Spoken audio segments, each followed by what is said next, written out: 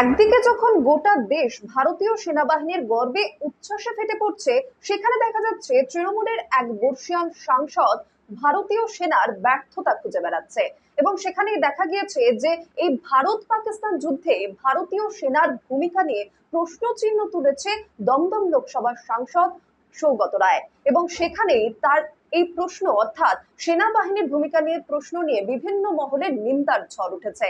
আর সেনাবাহিনীকে অপমান করার প্রতিবাদে এবার পথে নেমেছে বিজেপিও। একদিকে যখন গোটা দেশ সেনাবাহিনীর গর্বে উচ্ছ্বাসে ফেটে পড়ছেন, সেখানে তৃণমূলের এক বর্ষীয়ান সাংসদ সেনাবাহিনীর ব্যর্থতা খুঁজতে ব্যস্ত। পাকিস্তানের সঙ্গে যুদ্ধে ভারতীয় সেনাবাহিনীর ভূমিকা নিয়ে প্রশ্ন তুলে দিয়েছেন দমদম লোকসভা তৃণমূল সাংসদ সৌগত রায়।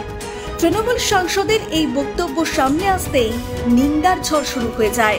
সেনাবাহিনীকে অপমানের প্রতিবাদে পথে নামে বিজেপি।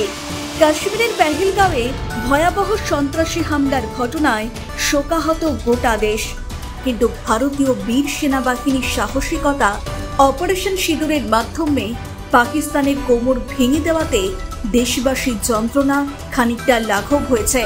শুধু তাই নয়, ভারতের অ্যাকশনে পাকিস্তানের জঙ্গি ঘাঁটি থেকে শুরু করে 100টিরও বেশি জঙ্গি মারা গিয়েছে। একের পর এক পাকিস্তানি ড্রোন মিসাইল ধ্বংস করে দিয়েছে ভারত। অপারেশন সিঁদুরের সাফল্য পুঙ্খানুপুঙ্খভাবে বিবরণ দিয়ে সাংবাদিক সম্মেলন করে জানিয়ে দিয়েছেন ভারতের 3 বাহিনীর প্রতিনিধিরা। 4 দিন ধরে চলা ভারত পাকিস্তান সংঘর্ষ থামে। প্রথমেই বার্তা আসে মার্কিন প্রেসিডেন্ট ডোনাল্ড ট্রাম্পের থেকে। তিনি প্রথম দাবি করেন 2 দেশ সংঘর্ষ বিরতিতে যেতে সম্মত হয়েছে।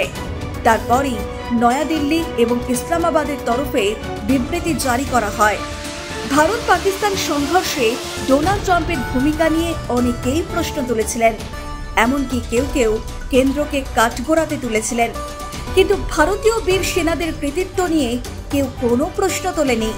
আর সেই কাজটা এবার করে ফেললেন তৃণমূল সাংসদ সৌগত রায়। তিনি বলেন, এসব বানিয়ে বানিয়ে বলা, কোথায় জঙ্গি ঘাঁটি ধ্বংস হয়েছে তার প্রমাণ কেন্দ্র সরকার রাখুক মানুষের সামনে। আমি তো দেখছি ছবিতে 2-1টা মাসুদ আজাহারের পুরনো বাড়ি ধ্বংস করা হয়েছে। একে কি জঙ্গি ঘাঁটি ধ্বংস করা বলে? এইসব বানিয়ে বানিয়ে বলা। এখন অব্দি কোথায় উড়িয়ে দিয়েছে, কি হয়েছে? আমরা সাকসেসফুল হইনি পাকিস্তানকে শিক্ষা দেওয়ার ব্যাপার। মোদি যে কায়দা এইসব করেছে, আর সিন্দুর টিন্দুর এগুলোকে বলে মাসি সেন্টিমেন্ট, মানে চটচটে আবেগ, এর কোনো মূল্যও নেই। মানে তিনি আরো বলেন, ইউক্রেনে জেলেনস্কি পেরেছেন, মোদি পারল না। আসলে কোনো যুদ্ধই হয়নি, ব্যাপারটা প্রায় হাস্যকর হয়েছে। ড্রোন এদিক থেকে ওদিক গিয়েছে, 2-1টা মিসাইল এদিক থেকে ওদিক গিয়েছে, কোনো মেজর তফাৎ হয়নি। এমনকি এটা ভারতবর্ষের কাছে লজ্জার বলেও জানিয়েছেন তৃণমূল সাংসদ। ভারত পাকিস্তানের যুদ্ধটা শেষ হলো, সেটা ভারতবর্ষের পক্ষে লজ্জার। খুব দুর্বলতা দেখে যে ভারত সরকার ট্রাম্পের কথায় রাজি হয়ে যাওয়া, যা ইউক্রেনের জেলেনস্কি করেনি। এর আগে 5 বার পাকিস্তানের সাথে যুদ্ধ হয়েছে, কেউ করেনি। অর্থাৎ কেন্দ্রীয় সরকার বা বিজেপি সরকারের তীব্র বিরোধিতা করতে গিয়ে ভারতীয় বীর সেনাকেই অপমান করলেন তৃণমূল সাংসদ। আর এই ঘটনায় এবার প্রতিবাদে নামল বিজেপি। বৃহস্পতিবার বিকেলে উত্তর কলকাতার সাংগঠনিক জেলা বিজেপির তরফে পথ অবরোধ এবং রাস্তায় আগুন জ্বালিয়ে বিক্ষোভ দেখানো হয়। মুরলীধর সেন লেন থেকে এগিয়ে সেন্ট্রাল অ্যাভিনিউতে বেশ কিছুক্ষণ বিক্ষোভ চলে।